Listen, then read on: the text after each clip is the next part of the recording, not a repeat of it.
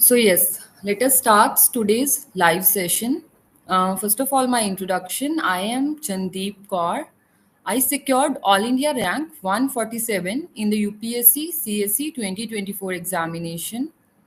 And in this live session, I am going to share with you my journey with the UPSC, my strategy, the resources that I used, how I tackled prelims and mains and the interview. And I'll also take your questions and your queries. You can comment whatever query you have. So coming to my journey with the UPSC, this was my last attempt, that is sixth attempt, and when I was able to clear the UPSC examination. I am working as income tax inspector since 2018. सो उससे जब मैं 2018 में मैंने income tax department join किया तो उसी time पे I also appeared for UPSC twice in 2017 and 2018 but then at that time मैंने कोई यूपीएससी मतलब प्रिपेयर करके नहीं दिया था ऐसे ही just I appeared for the examination with by basic जो सीजीएल की मुझे जीके आती थी थोड़ी बहुत उसके बाद I join the department I was happy with my job and was like I got the home posting. So I was quite content. But after 2-3 years, I realized that no, this is not where I should be. I should, if I have the potential, then again I should pursue UPSC. And also I observed कि जो lower levels होते हैं वहाँ पे there is a lot of stagnation in the career. So, and I also saw IRS officers, and this is what motivated me कि मुझे दोबारा से यूपीएससी करना चाहिए. तो 2021 और 2022 के बीच में मैंने दोबारा प्रेपरेशन स्टार्ट कर दी. तो मेरा 2022 में जो अटेम्प्ट था that was first serious attempt. In that attempt I was able to clear the prelims. उस टाइम पे फिर मेरा मेंस नहीं हुआ. 2023 में I clear the prelims again, mains नहीं हुआ. एंड 2024 में मेंस हुआ फर्स्ट टाइम और उसी टाइम पे इंटरव्यू कॉल फर्स्ट टाइम आई. So I was able to secure rank in my last attempt. Yes, I will share all my strategies and then I will take your queries. सो मेरी जो strategy है basically I think कि वो जो working professionals हैं उनके लिए ज़्यादा यूजफुल होगी. बट जहाँ जो लोग घर से प्रिपेयर कर रहे हैं, जो कोई फाउंडेशन कोर्स नहीं ज्वाइन कर सकते, तो उनके लिए I will share all the resources that I use. मुझे घर पे बैठ के बहुत टाइम लगा रिसोर्सेज को कंसोलिडेट करने में और सिलेबस को पूरा कैसे करना है कम रिसोर्सेज में ये चीज़ें फाइंड आउट करने में. But now I think I have the list and I hope कि ये किसी को अगर यूजफुल हो then you can use it. Otherwise I would also give a disclaimer that किसी भी टॉपर की कोई भी स्ट्रेटेजी है या रिसोर्सेज है, you are not suppose to follow that blindly. आपको खुद की strengths and weaknesses where you are you have to find out that and then आप रेफरेंस ले सकते हैं टॉपर्स के स्ट्रेटेजीज से, उनके मटेरियल से.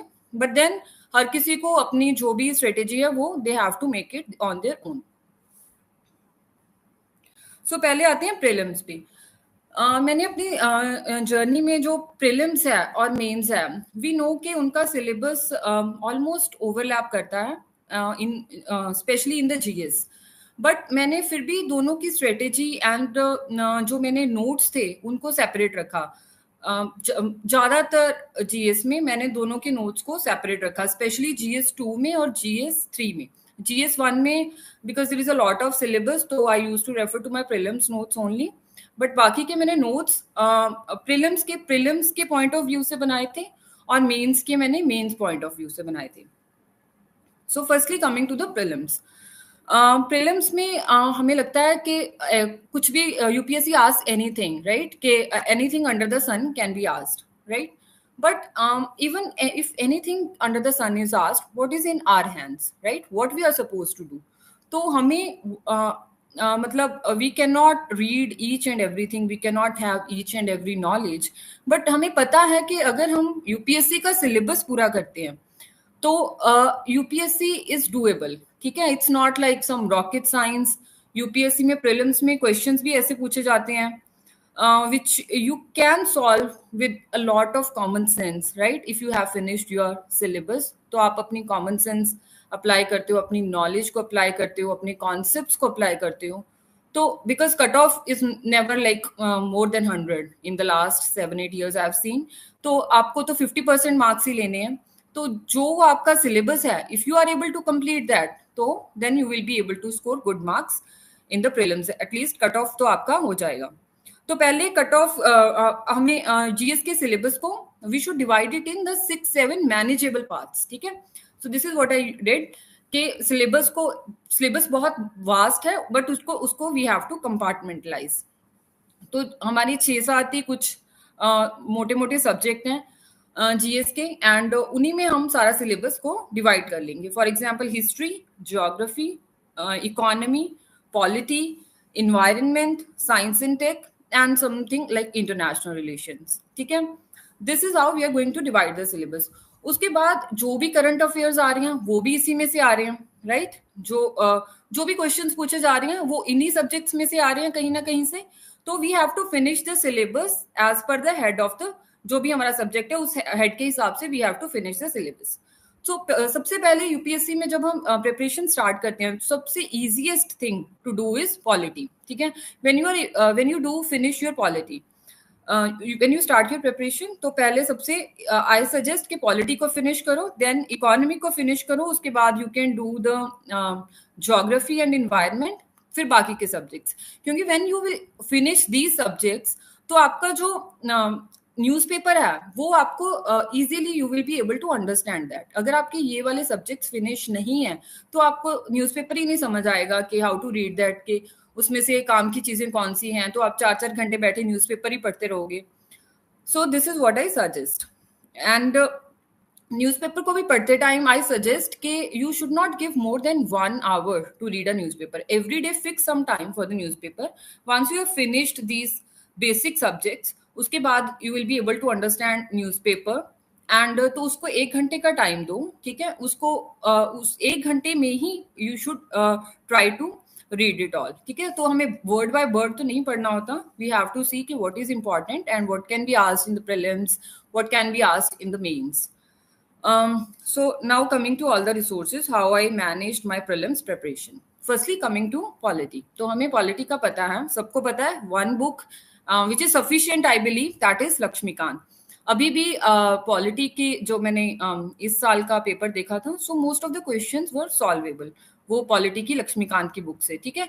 But what you have to do is कि उसको you have to revise it multiple times, right?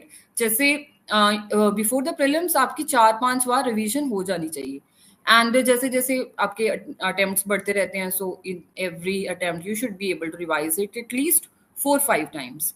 तो तभी वो उसकी कंसेप्चुअल क्लैरिटी रहती है, तभी क्योंकि there are facts also in that which are asked, minute details are asked in the UPSC. For example, इस बार लोकपाल में UPSC has asked minute details, so वो भूल जाती हैं चीजें, right? पंचायती राज सिस्टम में भी there were minute details, so if you won't revise it you will forget these things. So for polity I will suggest कि Laxmikanth is the best resource.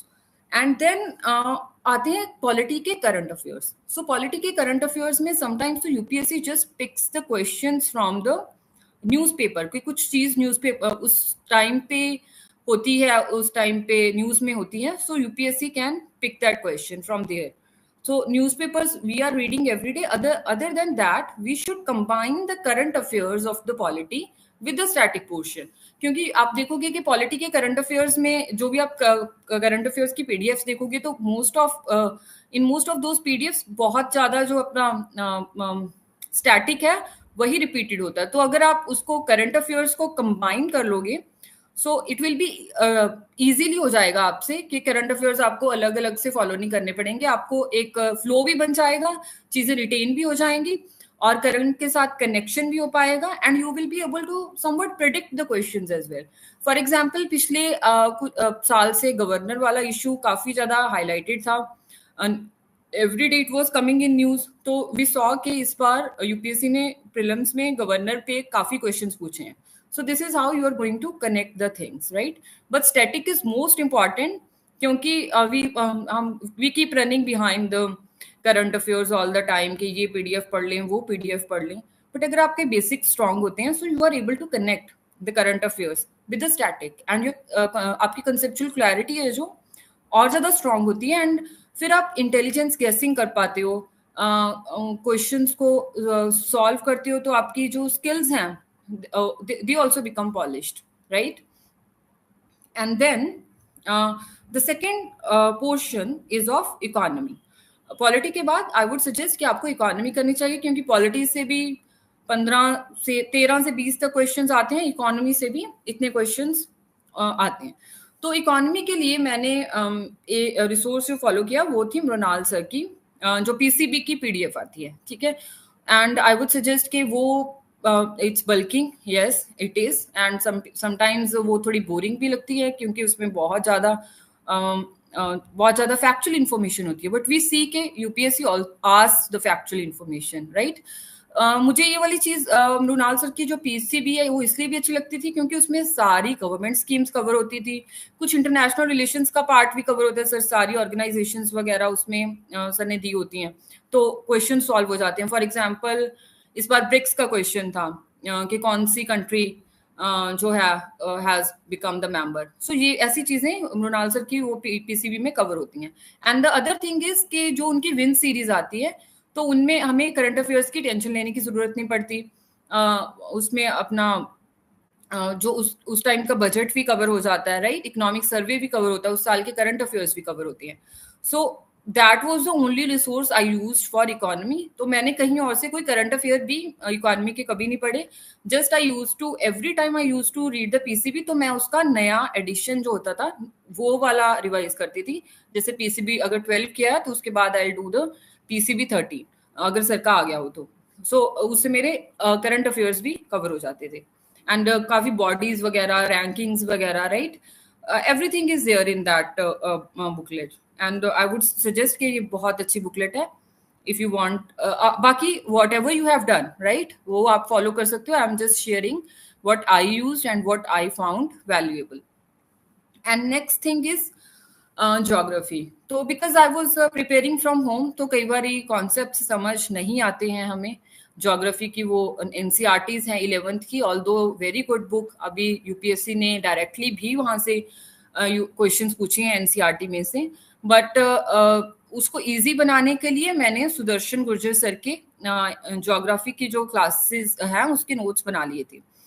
Sir का physical India geography का module, human geography का module, world geography का और Indian मतलब world physical का, Indian geography का, world maps का और ह्यूमन ज्योग्राफी का। उसमें उसके बाद you feel like you are not left out on anything, तो रिटेन भी हो जाता है और नोट्स भी बड़े कंसाइज बनते हैं, इजीली एक दिन में सारी ज्योग्राफी रिवाइज हो जाती है।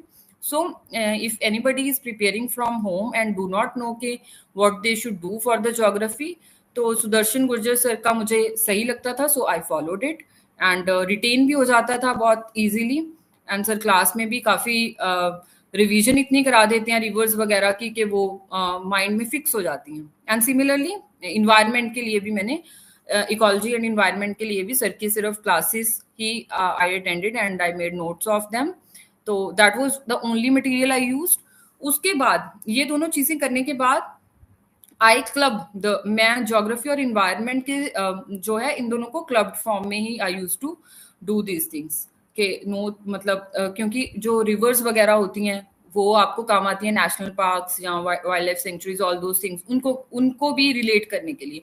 सो मैं दोनों को इकट्ठा पढ़ती थी, मतलब एक फ्लो में पढ़ती थी। ज्योग्राफी हो गया तो उसके बाद I use to do the ecology and environment, और उसके बाद आता है करंट अफेयर्स पार्ट। तो जो विजन की 365 सीरीज होती है, तो when I have used to cover this section, जब मैंने ज्योग्राफी का स्टैटिक कर लिया और इन्वायरमेंट कर लिया, तो उसके बाद विजन की 365 वाली PDF I used to read. तो एक तो फ्लो मेंटेन हो जाता था, कॉन्सेप्ट्स रिटेन हो जाते थे, चीजें समझ में आती थी, कनेक्ट हो पाती थी, और एक जो करंट अफेयर्स की जो हमें वो एक बर्डन सा रहता है कि करंट अफेयर है, करंट अफेयर है, करंट अफेयर है, तो वो मतलब एक तरह से स्टैटिक के साथ ही पढ़े जाते थे, तो इजीली रिटेन हो पाते थे। So this is what I used to do. बाकी इन्वायरमेंट में क्वेश्चंस हैं जो मतलब वो बड़े अनकन्वेंशनल से भी आते हैं, बड़े ऐसे से आते हैं कि ये कैसे ही होंगे। जैसे स्पीशीज वगैरह का पूछ लिया, वी समटाइम्स डोंट नो कि क्या है ये स्पीशीज, तो इन चीज़ों को कवर करने के लिए आई वुड सजेस्ट कि जो भी PYQs हैं, आपको उनको बहुत अच्छे से करना है। इन्वायरमेंट मतलब सभी सब्जेक्ट्स की करना है, बट इन्वायरमेंट में जैसे कुछ स्पीशीज आ गए, फॉर एग्जाम्पल आपको कुछ नेम्स आ जाते हैं, क्रस्टेशियंस हैं, सिटेशियंस हैं, पिनीपेड्स हैं, ये क्या है ना। So how to do that, जो भी जब भी आप इस नाम का रेफरेंस कहीं पे भी किसी भी क्वेश्चन में देखते हो, so you have to search कि ये क्या है, क्रस्टेशियंस क्या होते हैं, ठीक है, इनमें कौन कौन से स्पीशीज आते हैं। You should have an idea, you should have that imagination, ताकि आप जब क्वेश्चन आए आपको इस चीज के बारे में, so you are able to make some intelligent guessing about it, और यू हैव एन आइडिया कि what the UPSC is asking. तो ऐसे स्पीशीज वाले questions UPSC often ask, so this is how you can handle that, right? उसके बाद NCERTs की बात है, तो ज्योग्राफी में जो एनसीईआरटीज हैं, आई वुड सजेस्ट कि 11th और 12th की NCERTs are very good NCERTs, and वो आपको मतलब थरोली आपको सब उनमें क्या लिखा हुआ है यू शुड नो। आपको पूरी कंसेप्चुअल क्लैरिटी होनी चाहिए कि what is written in those NCERTs. आप कोई भी आपने बाकी का फाउंडेशन कोर्स किया है, जो आपके कहीं से भी नोट्स हैं, आपको देखना है कि आपके नोट्स में जो भी एनसीईआरटीज में लिखा हुआ है क्या वो कवर्ड है। So you have to go through the NCERTs once or twice or thrice, as many times as you want to, और उसमें से जो भी एक्स्ट्रा है वो आपको अपने नोट्स में ऐड कर लेना। And then comes the history part. तो हिस्ट्री में से भी हमें 15 क्वेश्चन से 20 क्वेश्चन आते रहते हैं, राइट। इस बार मॉडर्न में से ज्यादा थे, कई बार एंशियंट और मेडिवियल में से आते हैं। तो हिस्ट्री में हमारे पास 4 पोर्शंस हैं। What are 4 portions? We have the modern history, we have the ancient, we have the medieval, and then we have the art and culture. So art and culture हमें लगता है कि बहुत ही बड़ा पार्ट है, राइट। तो somebody is asking कि आप गए थे दिल्ली कोचिंग लेने। सो यस, नो, मैं दिल्ली कोचिंग लेने नहीं गई थी। I was a working professional, तो मैं घर पे ही तैयारी कर रही थी। I did not have the time for any foundation course. तो आई वाज जस्ट मतलब जहाँ से भी मुझे कई रिसोर्सेज लगते थे जो इजी वे में हो पाते थे, so I use to take the online help, but I never went for any offline coaching. हाँ, मतलब रिसोर्सेज मैंने यूज किए हैं from here and there, from various online coaching material, वो मैंने यूज किया है, and I am sharing everything कि मैंने क्या क्या यूज किया है, right. So geography, we were on the history part. तो हिस्ट्री में we have the four portions, ancient, medieval and modern and the art and culture. तो मॉडर्न के लिए हम सबको पता है we have the spectrum as a resource, right. Spectrum को आपको कैसे पढ़ना है, मतलब स्पेक्ट्रम इज 700-800 पेजेस की बुक है, तो यू कैन रीड, मतलब बल्कि लगती है, और एक बार में उसमें इतनी ज्यादा वो होती है, डिटेल होती है, इतने ज्यादा फैक्ट्स होते हैं, याद नहीं रहते। तो आपको क्या करना है कि जो पहली रीडिंग कर रहे हो, तो यू शुड नो कि आप एक दिन में कितने पेजेस पढ़ सकते हो। फॉर एग्जाम्पल, अगर आप 50 पेज पढ़ सकते हो, 40 पेज पढ़ सकते हो, सो डिवाइडेड कि मुझे 20 डेज में स्पेक्ट्रम कंप्लीट करनी है, I will read 50 pages, 40 pages a day. This is how your first reading will be completed. जब तक फर्स्ट रीडिंग कंप्लीट नहीं करोगे तो हिस्ट्री की पूरी समझ नहीं आएगी। फर्स्ट रीडिंग में you don't need to make any notes और एनीथिंग अबाउट इट, क्योंकि पहले आप एक बार जब पढ़ लोगे, उसके बाद जब रिवाइज करोगे तो आपको ज्यादा अच्छे से स्पेक्ट्रम समझ आएगी, राइट।